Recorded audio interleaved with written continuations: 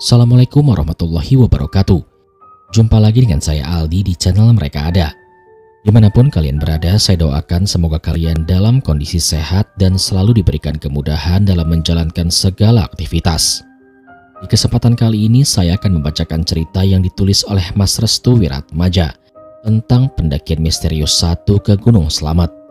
Namun sebelum saya mulai bercerita, pastikan teman-teman sudah support channel Mereka Ada dengan cara menekan tombol subscribe dan menyalakan lonceng notifikasinya, supaya teman-teman gak ketinggalan setiap video yang upload di channel ini. Sudah siap? Kalau begitu, tanpa banyak basa-basi lagi, mari kita mulai ceritanya.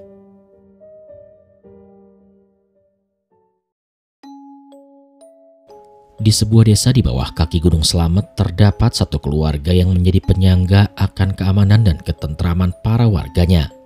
Namun sungguh sayang, keluarga tersebut memiliki seorang anak yang selalu membuat masalah terhadap para warga.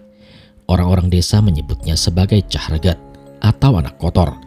Disebut sebagai anak kotor karena kedatangannya selalu membuat keributan antar para warga yang lain.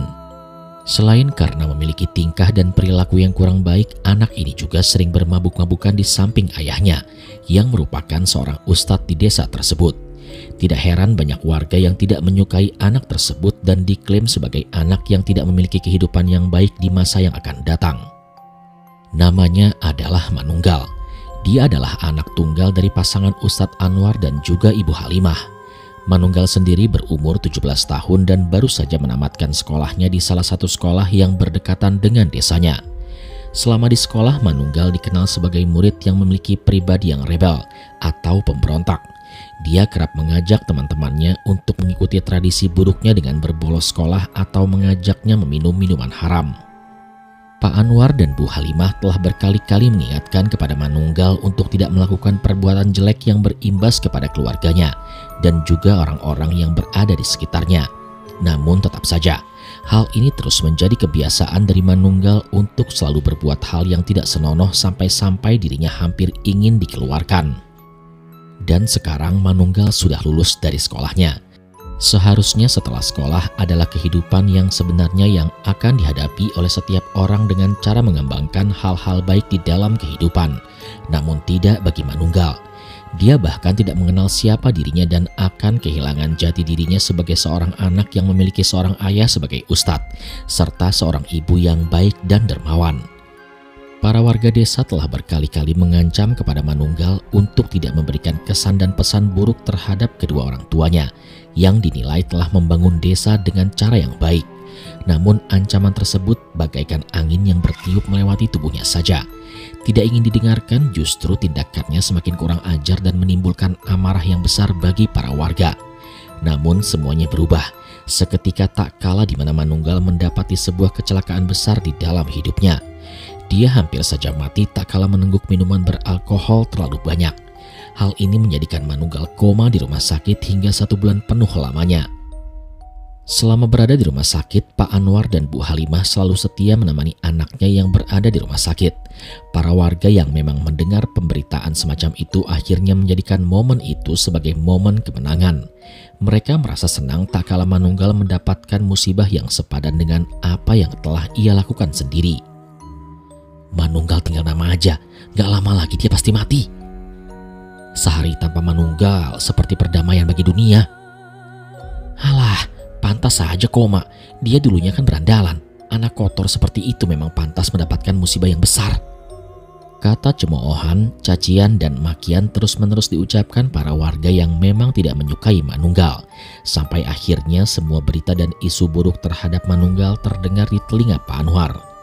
Dia hanya bisa bersabar sembari membaca zikir di dekat Manunggal yang masih belum bisa sadarkan diri. Pak Anwar sesekali meneteskan air matanya. Ia benar-benar sangat menyayangi Manunggal walau bagaimanapun keadaannya.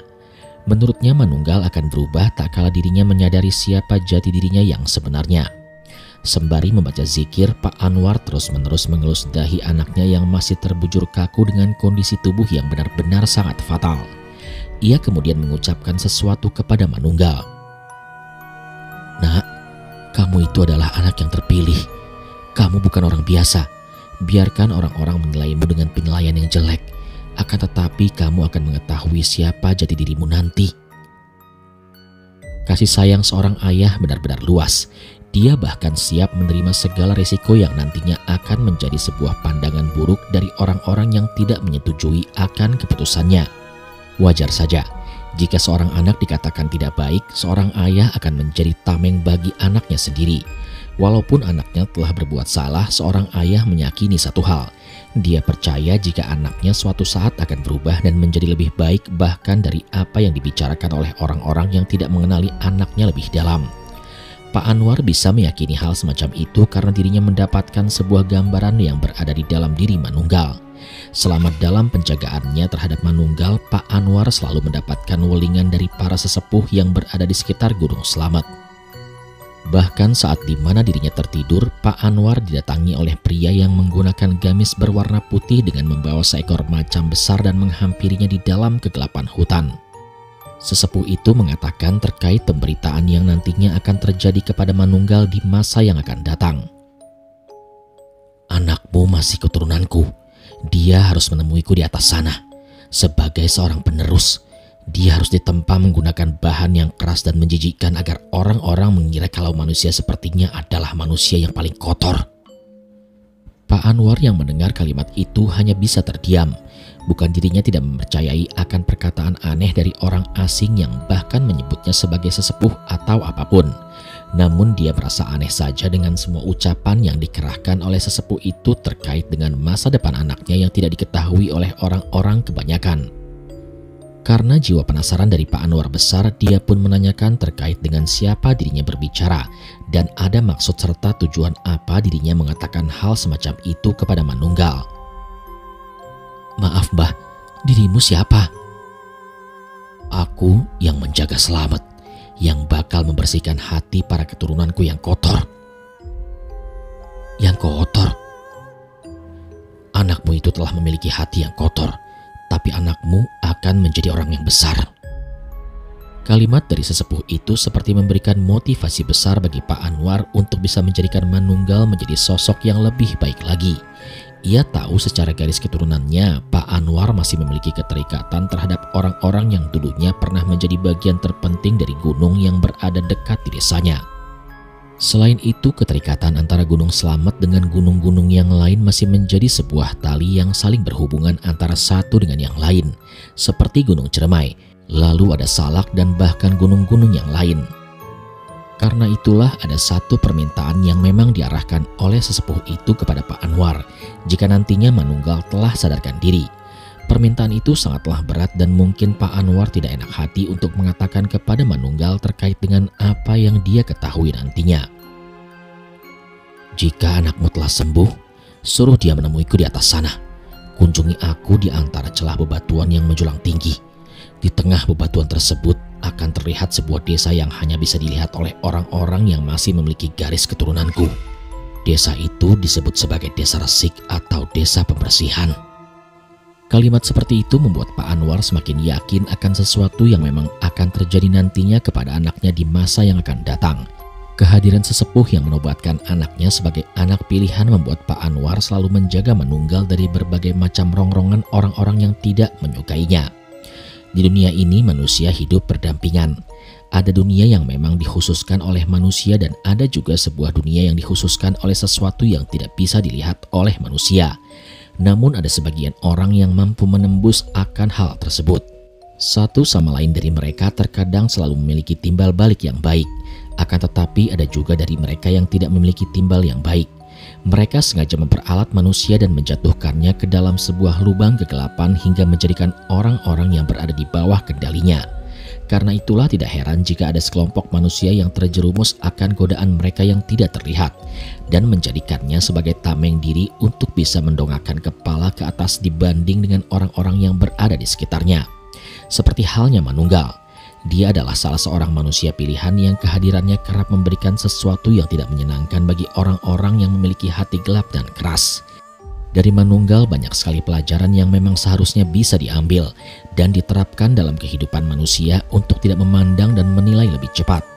Kehidupan layaknya sebuah roda yang selalu berputar mengikuti arus waktu dan kondisinya, terkadang di bagian atas dan terkadang di bagian bawah. Untungnya hal ini selalu diterapkan dengan baik oleh Pak Anwar. Dia membimbing Manunggal dari awal hingga bisa kembali membaik dan menerapkan prinsip untuk saling menyayangi sesama manusia yang memiliki perbedaan terhadap dirinya. Setelah 1 bulan lamanya Manunggal berada di rumah sakit, akhirnya ia bisa kembali pulang ke rumah. Awalnya banyak warga yang belum bisa menerima Manunggal dengan keadaan yang sekarang. Namun setelah Manunggal menunjukkan kehidupannya yang lebih baik di tiap harinya, akhirnya lambat laun para warga bisa menerima Manunggal. Manunggal juga perlahan-lahan tumbuh menjadi pribadi yang suka akan sosialisasi. Dia suka membantu orang-orang yang berada di sekitarnya. Dia juga memprioritaskan kepada orang-orang yang berkeinginan untuk menuju puncak Gunung Slamet untuk berkunjung ke rumahnya, untuk sekedar beristirahat sebelum melanjutkan perjalanan. Hal ini pun membuat orang tua dari Manunggal tampak lega. Anaknya berhasil membuat perubahan yang sangat cepat. Dari dalam lubuk hati yang terdalam, Manunggal pun berkeinginan untuk ikut serta di dalam pendakian yang dilakukan oleh orang-orang yang terkadang melewatinya. Awalnya Pak Anwar dan istrinya tidak menerima akan hal itu. Ia merasa Manunggal belum cukup pengalaman untuk menaiki Gunung Slamet yang dinilai sebagai gunung tertinggi di Jawa Tengah. Akan tetapi paksaan yang dilakukan oleh Manunggal membuat kedua orang tuanya pasrah dan membiarkan anaknya untuk memilih keinginan yang terbaik untuk dirinya sendiri. Awal mula Manunggal mendapatkan keinginan untuk mendaki terlepas dari keinginan aneh yang memang diinginkan oleh Manunggal. Ternyata ada latar belakang yang mewadahi itu semua. Manunggal menyadari hal ini ketika dirinya berada di rumah seorang diri saat Pak Anwar dan ibunya sedang tidak ada di rumah. Saat itu Manunggal merasa kelelahan. Ia pun beristirahat di tempat sholat sembari menunggu waktu sholat asar tiba. Wajar saja, Manunggal yang sekarang berbeda dengan Manunggal yang dulu. Ia lebih banyak bersosialisasi bersama dengan para warga yang memang menjadikannya sedikit lebih baik dari apa yang sudah terjadi di masa lalu. Niat awal Manunggal hanya ingin beristirahat sejenak sembari menunggu waktu asar tiba. Tapi ternyata saat dimana dirinya tertidur, Manunggal bermimpi akan sesuatu yang sangat aneh dan sangat mengerikan. Manunggal bermimpi seperti melihat sebuah penggambaran yang akan terjadi di masa yang akan datang. Saat itu dirinya sedang berada di sebuah hutan dengan pepohonan yang sangat rapat hingga dirinya tidak bisa melihat sisi lain selain pepohonan yang menjulang tinggi. Ia terus melangkah untuk bisa menemukan jalan keluar untuk dirinya sendiri. Akan tetapi saat dirinya menerobos masuk ke pepohonan yang menjulang tinggi, Manunggal melihat sebuah dataran yang sangat luas. Namun bukan hanya itu saja. Yang membuat dirinya merinding ketakutan adalah di hadapannya sudah berkumpul para pembesar dari penunggu gunung dengan rupa dan bentuk tubuhnya yang sangat berbeda-beda. Manunggal tidak tahu apa yang harus ia lakukan. Namun dia hanya berdiri sembari menatap satu persatu para penunggu dari Gunung Slamet tersebut. Aneh rasanya mengapa Manunggal bisa berada di tempat yang seperti ini. Padahal ia sama sekali tidak pernah terfikirkan untuk mengetahui dengan jelas apa yang ia mimpikan ini. Masing-masing dari pembesar itu kemudian berdiri. Tatapan matanya yang tajam membuat Manunggal ketakutan. Dengan perasaan yang bersalah, Manunggal pun menundukkan badannya dan bersimpuh tepat di hadapan para pembesar Gunung Slamet. "Wahai anak manusia, apa yang kau cari di tempat ini?" tanya salah satu dari pembesar dengan tubuh yang besar dengan bagian tangan kanannya yang memegang tongkat berwarna emas.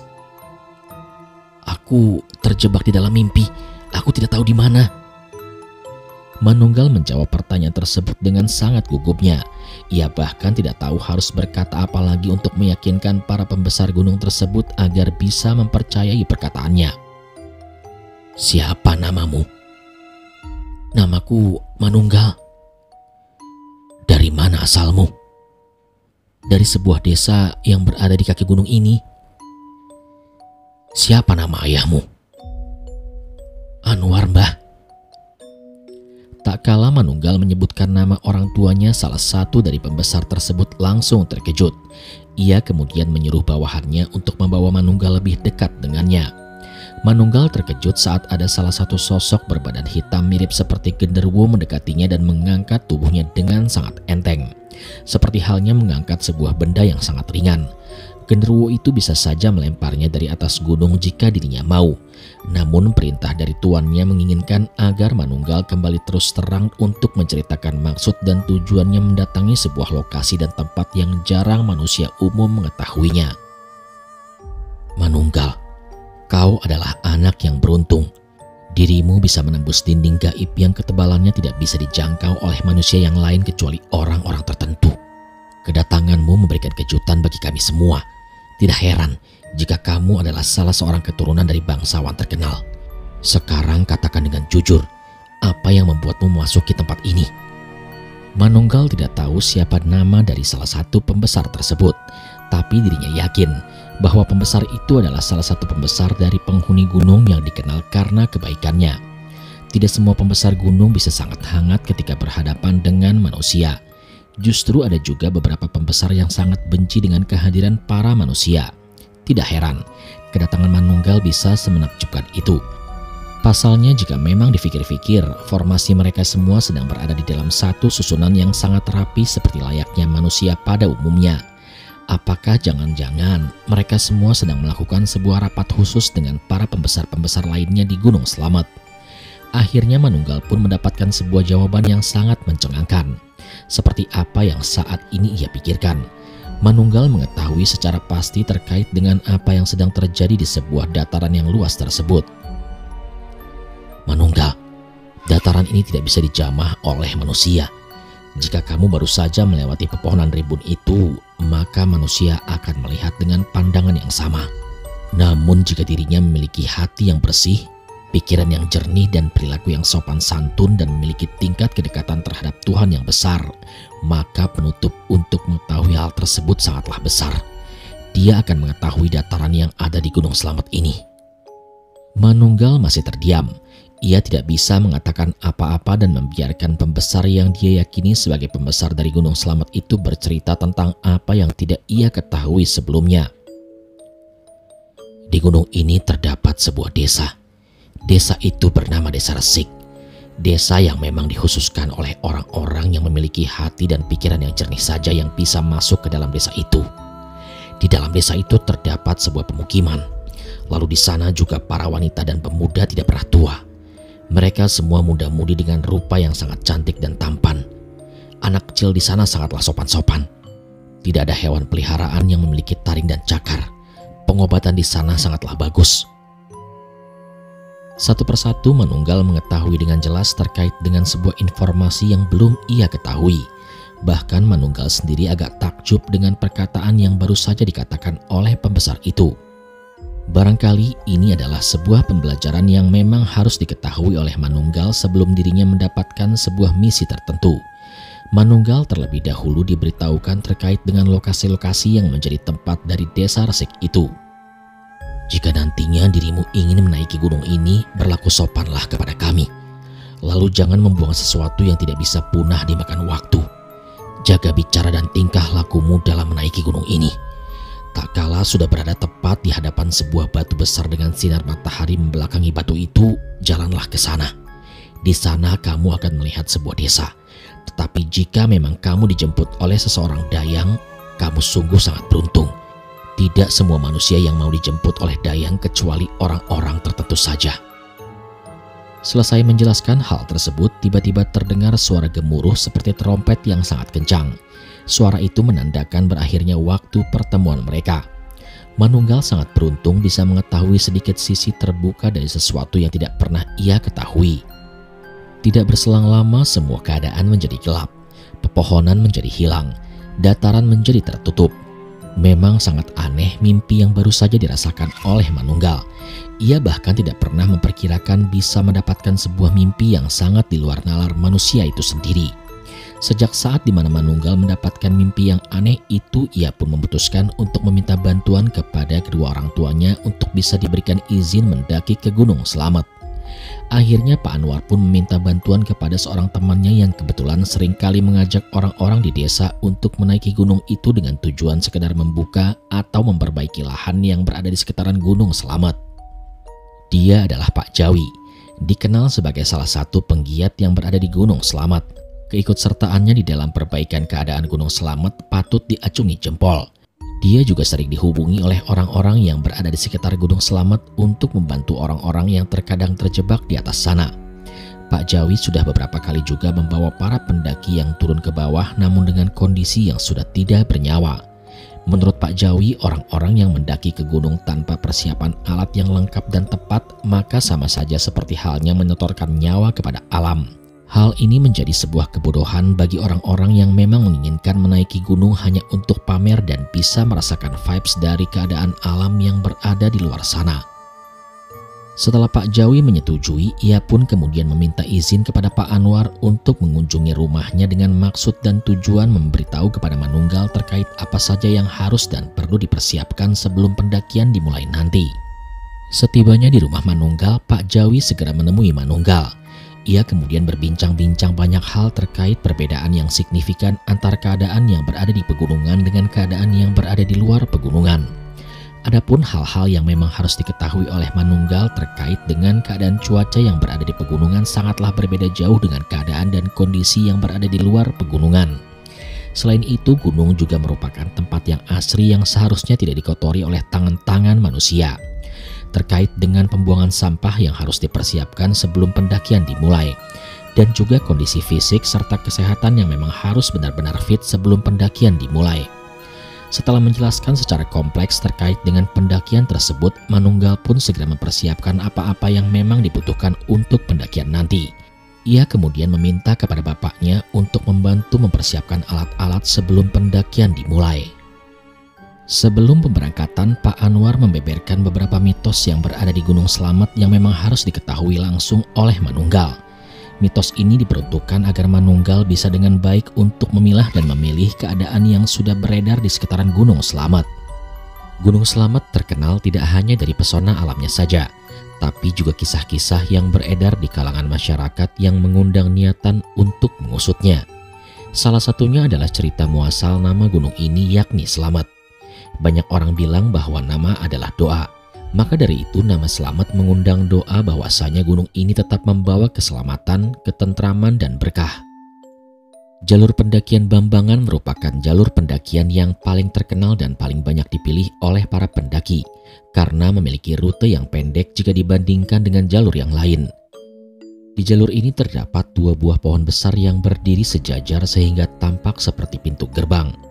2 pohon tersebut dianggap sakral karena dipercaya menjadi pintu masuk ke kerajaan gaib.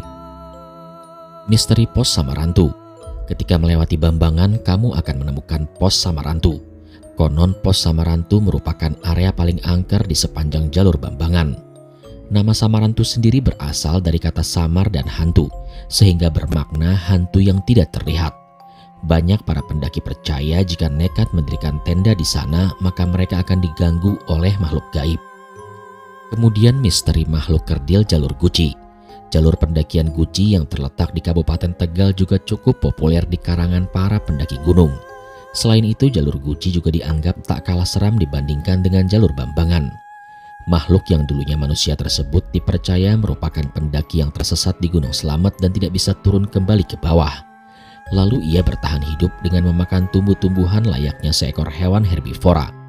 Seiring berjalannya waktu, orang tersebut mulai kehilangan jati dirinya karena terlalu lama bertahan hidup dengan cara binatang. Makhluk kerdil ini konon akan ketakutan jika tidak sengaja bertemu atau berpapasan dengan para pendaki yang melewati jalur Guci. Para pendaki biasanya akan mendirikan tenda di sekitaran area pelawangan dan meninggalkan makanan di depan tenda. Makhluk kerdil akan mengambil makanan tersebut bahkan sebelum si pendaki menyadari makanannya telah hilang. Pak Jawi meminta kepada Manunggal untuk melewati jalur Bambangan ini. Entah mungkin karena jalur ini yang jaraknya berdekatan dengan rumah mereka atau memang ada maksud lain yang memang mengharuskan Pak Jawi membawa Manunggal untuk melewati jalur itu. Tepat pukul 7 pagi, Pak Jawi pun langsung melakukan registrasi di pendakian Gunung Slamet yang sudah dibuka. Untuk administrasinya, para pendaki dimohon untuk membayar simaksi. Dan setelah bagian administrasi beres, mereka pun bersiap untuk memulai pendakian. Saat keluar dari gapura Bambangan, terlihat tukang ojek yang berjejer menawarkan jasanya. Namun karena mengetahui kondisi fisik dari Manunggal yang belum kuat, Pak Jawi pun akhirnya memesan 2 tukang ojek untuk dirinya dan juga Manunggal. Terlihat dengan jelas wajah dari Manunggal yang penuh dengan dak-dikduk karena baru pertama kali menaiki motor trail ala warga desa yang ada di jalur Bambangan ini. Sepanjang perjalanan mereka mendapati kebun-kebun warga dan mulai memasuki area hutan. Di sana Manunggal sangat takjub dengan keberadaan hutan yang sama seperti dengan mimpinya. Yang menjadi pembeda, hutan dengan pepohonan yang rimbun serta padat tidak memiliki dataran lapang berbentuk lapangan seperti saat di mana dirinya pertama kali melihat di alam mimpi. Tentu saja imajinasi yang tercipta saat itu adalah bagaimana dirinya bisa menemukan lokasi yang sama dengan bentukan dan keadaan yang sama seperti saat di mana dirinya memimpikan hal-hal aneh seperti itu. Namun Pak Jawi menyadari akan sesuatu yang memang sudah diberitahukan dulu lewat Pak Anwar. Alasan Pak Anwar sendiri meminta kepada Pak Jawi untuk menjaga Manunggal adalah untuk menemukan jati diri sebenarnya dari sosok Manunggal dan mengabulkan hajat yang diminta oleh para sesepuh dari Gunung Slamet itu sendiri. Setelah melewati perkebunan warga dan sedikit memasuki hutan, nantinya mereka akan sampai di pos ojek. Jadi ojek yang ada di awal gapura tidak mengantar para pendaki hingga pos 1, hanya sampai pos ojek saja yang jaraknya tidak terlalu jauh dari gapura. Jarak menuju pos 1 pada selebaran yang diberikan oleh pihak pengelola pendakian merupakan jarak terpanjang antar pos. Pada perjalanan awal nantinya akan ditemukan sebuah sungai kecil yang dialiri air dengan debit air yang kecil dan tidak berbahaya. Setelah itu trekking menuju ke pos 1 didominasi dengan tanjakan yang curam. Untuk pemula seperti Manunggal mungkin ini termasuk trekking yang cukup berat karena jalan yang ada benar-benar sangat curam. Jalur pendakian ini pure dari tanah, tidak ada campuran dengan batu. Manunggal pun mulai menurunkan tas kerilnya. Punggungnya sudah terasa berat dan mengganjal. Pak Jawi langsung meminta kepada Manunggal untuk beristirahat sejenak. "Alah, baru sebentar toh Le, kok sudah lemes saja?" "Iya Pak De, ternyata naik gunung itu capek juga ya." "Lebih capek di rumah aja gak gerak-gerak, mending muncak, enak dan sehat." Setelah dirasa cukup beristirahat, Manunggal pun kembali bangkit. Ia mengangkat tas kerilnya dengan sekuat tenaga. Bacaan Bismillah adalah bacaan yang pertama kali diucapkan oleh Manunggal tak kala mengangkat kembali tas kerilnya yang sudah dia letakkan di dekat bebatuan. Mereka berdua pun mulai melakukan pendakiannya. Suara nafas yang mulai terengah-engah pun mulai terdengar di telinga. Perjalanan menuju pos 1 sangatlah melelahkan. Namun karena memiliki semangat yang kuat, Manunggal pantang menyerah sebelum bertemu dengan pos 1. Semakin jauh perjalanan ternyata sangat menantang trekkingnya. Manunggal beberapa kali menghembuskan nafas panjangnya. Terkadang ia terhenti di dekat pepohonan sembari meletakkan tas kerilnya di bawah. Rasanya pendakian pertama yang dilakukan Manunggal cukup berat. Pak Jawi menyadari akan hal tersebut. Belum lagi jalur ini dikenal dengan jalur dengan medan yang panjang dan curam. Jalur pendakian yang benar-benar curam dan menanjak ini kerap membuat para pendaki yang masih pemula tidak sanggup untuk melanjutkan. Mereka lebih memilih turun dan mengurungkan niatnya untuk kembali melanjutkan perjalanan ke puncak. Pak Jawi yang kebetulan bertugas melatih mental dan fisik Manunggal segera menepuk pundak Manunggal. Dia merasa jika Manunggal berlama-lama berdiam diri di pepohonan itu juga bisa membuat ada sesuatu yang nantinya akan menempel pada Manunggal sendiri. "Jangan lama-lama di dekat pohon, Le. Takut ada yang nempelin kamu." "Nempelin aku, Pak De? Maksudnya hewan hutan?" "Bukan, sudah, gak usah dibahas di sini." Manunggal pun langsung memahami apa yang dimaksud oleh kalimat yang baru saja dilontarkan oleh Pak Jawi. Ia baru menyadari karena hutan adalah tempat yang sangat bebas.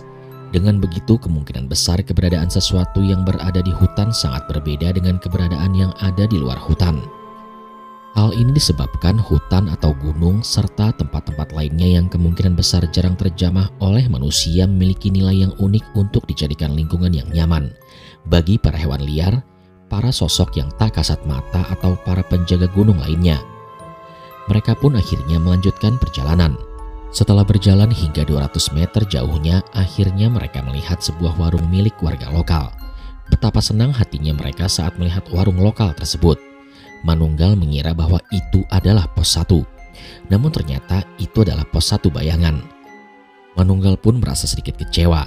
Dari base camp hingga ke pos bayangan 1 membutuhkan waktu sekitar 1 jam 48 menit. Waktu yang lumayan lama untuk Pak Jawi. Namun tekad dan semangat yang dimiliki oleh Manunggal patut diapresiasi. Dia berhasil melawan rasa lelah dan memilih untuk tidak mengeluh. Trekking pada pos bayangan menuju ke pos 1 masih sama, yaitu curam dan menanjak. Di saat pendakian mereka bertemu dengan banyak pendaki. Dari masing-masing kami pun saling menyapa dan memberikan semangat. Mereka pun secara bergantian berjalan menyusuri jalur pendakian. Setelah melewati trekking yang sangat panjang, akhirnya mereka sampai di pos 1 Pos Gembirung yang berada pada ketinggian 1937 mdpl. Dari pos Bayangan 1 hingga pos 1 kami menghabiskan waktu sekitar 45 menit perjalanan. Jika diakumulasikan, maka dari base camp hingga ke pos 1 menghabiskan waktu sekitar 2,5 jam perjalanan. Di pos 1 ini terdapat beberapa gubuk milik warga lokal yang dijadikan sebagai warung. Manunggal dan Pak Jawi pun segera memesan minuman dan mendoan. Mereka berdua memilih untuk beristirahat terlebih dahulu untuk bisa meluruskan urat-urat yang amat tegang sedari tadi. Setelah beristirahat kurang lebih 15 menit, mereka pun melanjutkan perjalanan menuju ke pos 2.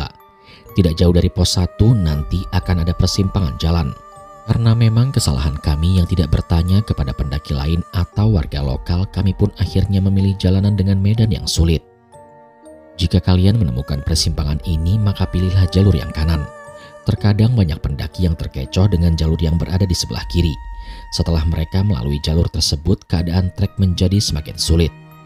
Sedikit guyuran hujan membasahi jalur dan menjadikan trek pendakian sedikit licin. Manunggal berusaha untuk ekstra hati-hati. Dia menyadari kesalahan sedikit saja dalam mengambil langkah, keseimbangannya langsung hilang dengan begitu saja. Jalanan yang sedikit licin dengan medan yang sangat curam dan menanjak benar-benar membuat mereka harus bersabar.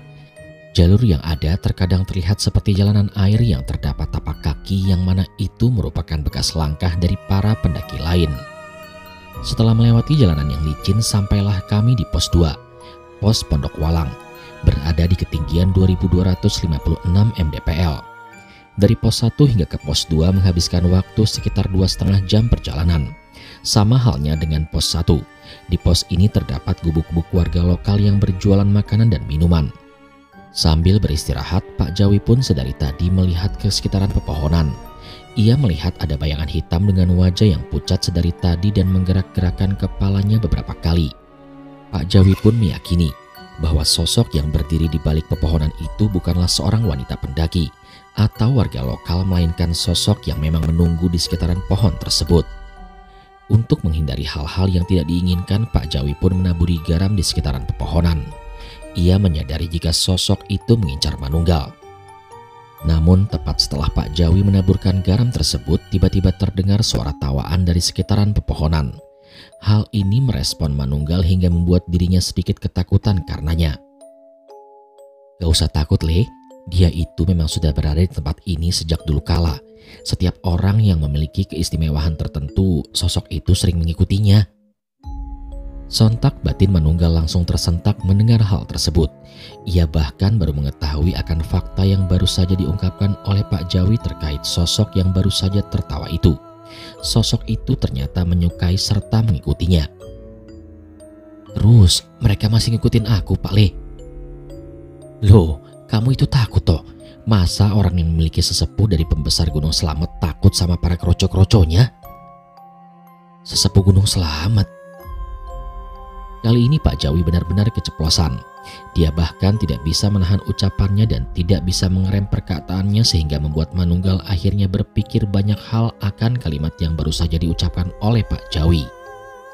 Manunggal terus melontarkan pertanyaan yang sama kepada Pak Jawi, namun Pak Jawi tidak bisa memberikan jawaban dengan apa yang baru saja ia katakan.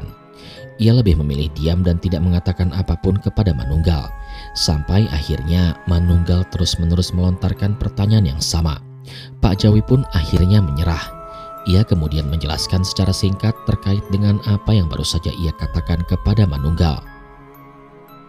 Dengarkan Yole, kamu akan aku jaga hanya sampai tempat yang ditentukan. Ada tugas dan misi yang memang harus kamu selesaikan dan itu tidak bisa dimasuki oleh banyak orang. Karena segalanya kamu yang menentukan. Kini hujan mulai berhenti. Kabut mulai menurunkan kapasitasnya. Kali ini keadaan menjadi normal kembali. Suara aneh dan hal-hal lain yang mengganggu di sekitaran hutan menjadi terdiam begitu saja. Manunggal dan Pak Jawi tampak menikmati perubahan cuaca tersebut dengan cepat. Mereka berdua tampak nyaman dengan keadaan yang baru saja mereka rasakan. Ayo Le, Kita lanjutkan." Manunggal hanya mengangguk pasrah. Walaupun kepalanya penuh dengan banyak pertanyaan, namun hatinya tetap yakin dan teguh dengan apa yang baru saja dikatakan oleh Pak Jawi. Dia tidak ingin mencari tahu lebih banyak terkait rasa penasarannya itu. Biarkanlah buah dari rasa penasaran akan menjadi jawaban di kemudian hari.